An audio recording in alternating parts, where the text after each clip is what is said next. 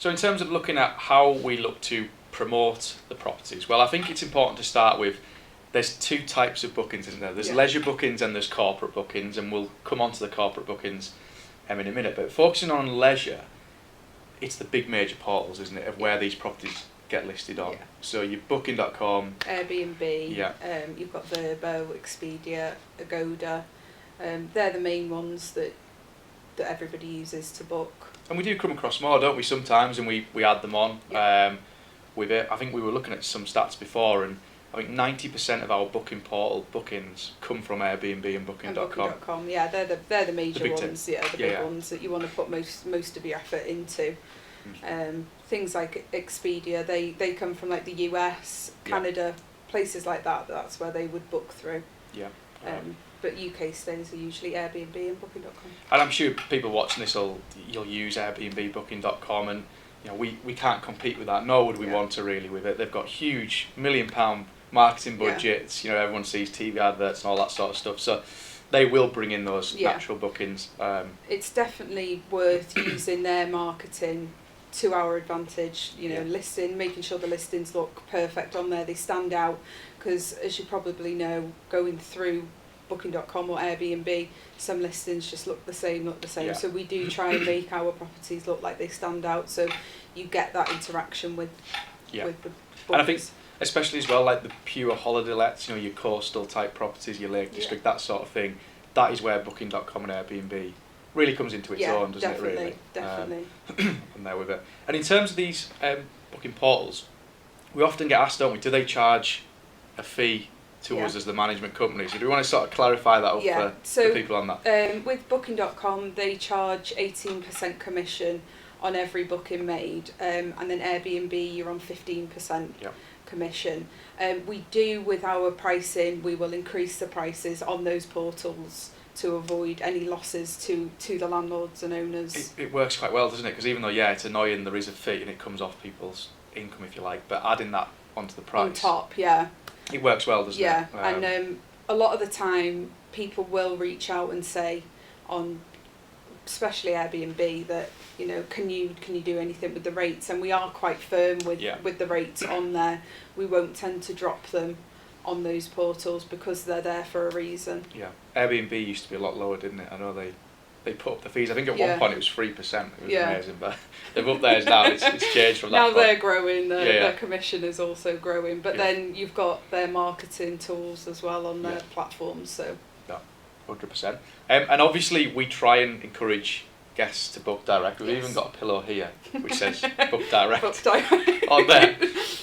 But it is important, isn't it, for everyone, for us as a management company, if we can get those fees down, benefits us, it benefits you as the landlord owner of and the then property. And then ultimately it benefits the booker as well, because they're not paying the higher fees. So we do tend to, if we have got an Airbnb or a booking.com booking come in, we will, if they ever want to extend, we will offer to do that directly with us, and then that's how we convert them to then in any future bookings, they remember us and then book directly with us, so we take it away from there. And you guys are brilliant at that. I often hear in the office where you're ringing guests and checking in when they're moving in on it, but making sure that when they check out, look, have you thought about booking direct next time? Because so many of our bookings are the corporate bookings, aren't they, where they are going to come back. So building that relationship, just asking how are you? Is it you settled in? Is the room all right for you? Yeah, we do that with every booking that we have.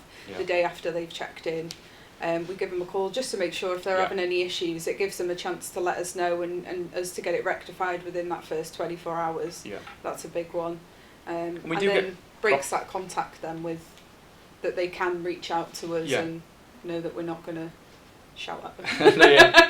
And I think, we've been going for over 15 years now. We manage over 150 properties and we cover different locations now, don't we? So we're getting a bit of cross bookings now. Yeah, definitely. We've had we had a big booking here in Chester for about 3 months, and a couple of them then moved over to Bristol, over in Nailsea at Coates House, and I've just had one move over to Manchester, to Insignia.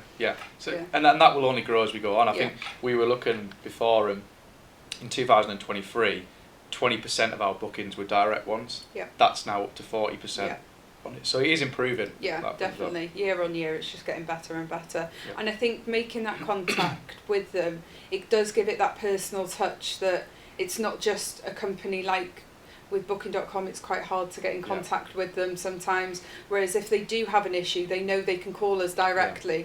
They speak to myself, Alicia, Steve, Natalie in the office, and they've actually got a person on the end of the phone who's there to help them. I was going to say it's better for the guests as well, isn't it? It's not just about owners, looking at this. The guest is going to get it cheaper if they book direct. Yeah. The owner's going to make more money. Us as a management company are going to do better. Yeah. And we crucially have more control, like you said, because we can speak directly with them. So everyone does win from the situation with it, other than the big portals. Yeah. But they're probably not watching. Yeah. We often mention relocation companies. Yes.